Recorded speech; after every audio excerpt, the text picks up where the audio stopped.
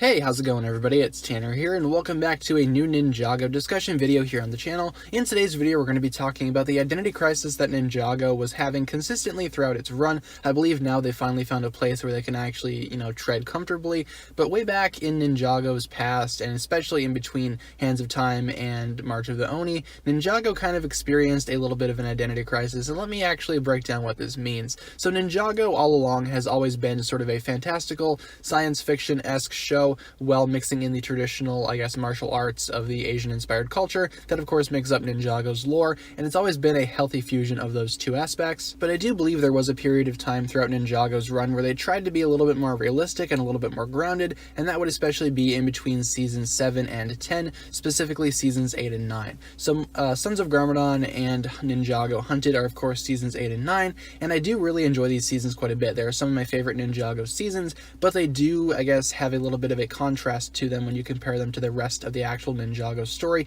and that is these two seasons attempted to make things a little bit more grounded and a little bit more, dare I say, realistic for Ninjago. Now, of course, seasons 8 and 9 are definitely not realistic at ground level. We have things like Oni coming in, we still have the ninja's elemental powers, and we still have basically everything in between, resurrection temples, things like that, alternative dimensions. So again, not really too realistic when you break it down. However, the actual writers of the show, Dan and Kevin Hageman, or at least the writers of those two seasons and several other seasons of Ninjago prior to those seasons, have actually stated that they tried to go ahead and make it a little bit more grounded and a little bit more realistic by removing things like air jitsu, elemental dragons, things like that. But when you think about it, that really doesn't take away from the fantastical elements of Ninjago. Sure, it makes it a little more grounded and a little bit more realistic, but when you still have things like elemental powers and of course Garmadon's resurrection and alternative dimensions and realms, things like that, it kind of really doesn't take away from the fantastical element of it. But I believe what they were trying to do was resort Ninjago back to its roots, because way back when, in the early days of Ninjago, when Dan and Kevin Hageman were of course writing for the show,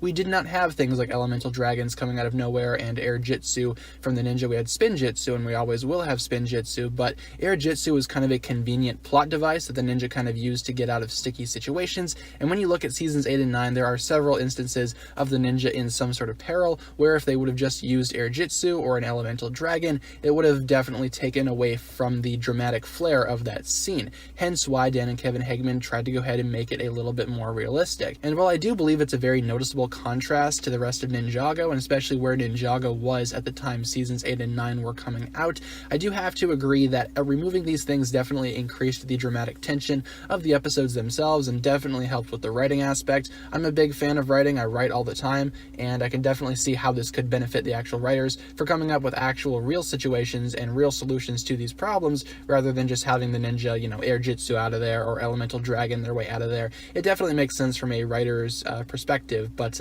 in terms of comparing it to the rest of Ninjago, it definitely felt like, if you're a Ninjago fan, you can't really deny that, oh yeah, air jitsu would be great for that situation, Ninjago fans are always thinking that. So I do believe it still was a little bit of a contrast, but at the same time I understand why it was happening, and I do believe that it does create a little bit of an identity crisis, at least during those two seasons for Ninjago. But I do believe as of season 11, Ninjago has found a very consistent place in terms of balance that I don't think the series will be breaking anytime soon. So thank you so much for watching. Be sure to let me know down below in the comments what you think about this. Do you feel like this creates some sort of, dramatic tension, or do you just feel like it creates plot inconsistencies between the seasons of Ninjago? Leave all your thoughts down below in the comments, and I hope you enjoyed the video. With all that being said, be sure to like, comment, subscribe, do all that fun stuff, and check out the links down below in the description for my other forms of social media. As always, big shout out goes out to my Patreon supporters, including the Marvelous Jan. Thank you so much for pledging the $10 tier. As such, you'll receive a spoken shout out and a written shout out at the end of every video, plus additional early access content on the Patreon page from time to time.